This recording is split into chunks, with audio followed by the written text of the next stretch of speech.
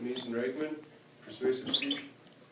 Should trapping be legal or illegal to take fur bears? My purpose is to inform the audience how trapping is a big part of controlling the population of fur bears. Trapping is one of my favorite hobbies.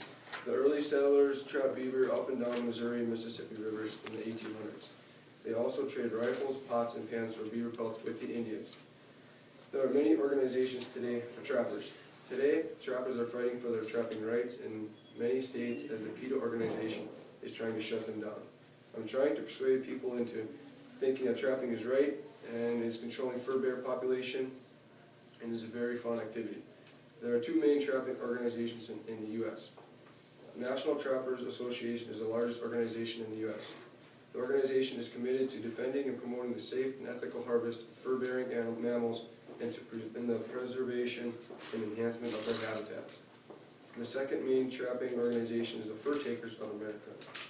The Fur Takers of America is a non-profit organization and was founded in 1968. It is a providing national brotherhood of strength to promote and protect our trapping heritage all across North America. Their first magazine was printed in 1968. The nation's first convention was held on Labor Day weekend of 1968 in Smithboro, Illinois.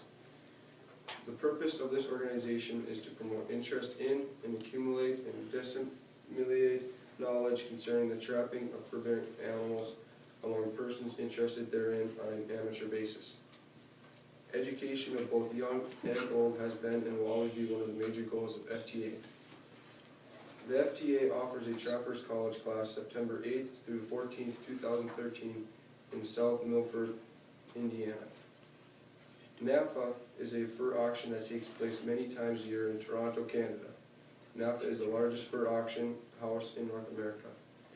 NAFA is also the third largest auction in North America. Its main business is the sale of raw fur pelts. The pelts are received on consignment from producers of ranch-raised furs and harvesters of wild furs such as trappers and hunters. Fur garment manufacturers and fur pelt dealers worldwide buy the pelts. These auctions are conducted several times a year in Toronto, Canada. NAFA usually gives a better price for all their furs than local fur buyers do. What fur buyers do is they buy the furs from trappers and they usually skin the animals out and dry them and then sell them to the NAFA, which is the biggest organization in North America. Right around here we're getting about $20 for a raccoon and coyote, and then up in the NAFA you can get about $60 to $70 for a raccoon and coyote. PETA is an organization that protects animals. PETA stands for People for the Ethical Treatment of Animals. It is the largest animal rights organization in the world. There are 3 million members and supporters. PETA's attention is one of the 4 areas in which the largest number of animals suffer the most intensely for the longest periods of time. Factory farms, clothing trade, laboratories, and the entertainment industry.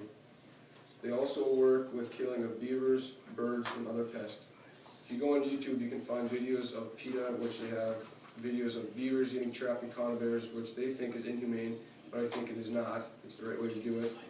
And they also have commercials on fish being caught and killing thousands of fish on TV. There's another group which protects animals, the HSUS. It's the Humane Society of the U.S. Their goal is to shut down all forms of hunting and trapping. Last year, West Hollywood became the first city in America to ban the sale of furs. This law will come into effect in late 2013. Trapping is a big part of my life and one of my favorite hobbies. Trapping is part of the history and settling in the Midwest. It has been a great American heritage and will continue to be in the future, even though I will be fighting the pressure of PETA and HSUS.